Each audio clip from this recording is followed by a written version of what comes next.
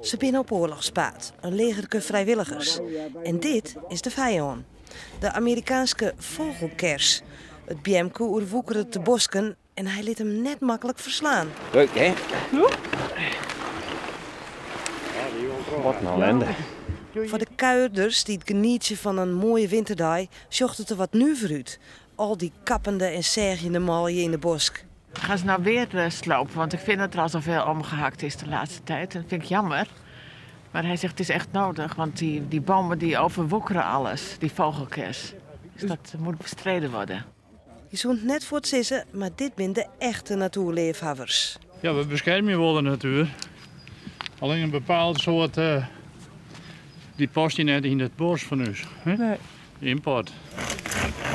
De Amerikaanse vogelkers, dat is nogal een pleeg hier in de bosken van Friesland.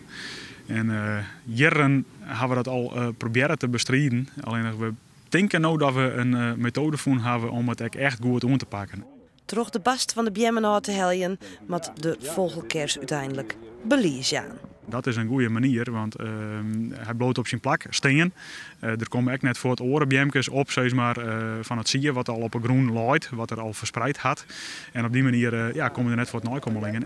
En keer langzaam in een periode tijd, zeg maar, keer die bjem echt goed aanpakken en eronder krijgen.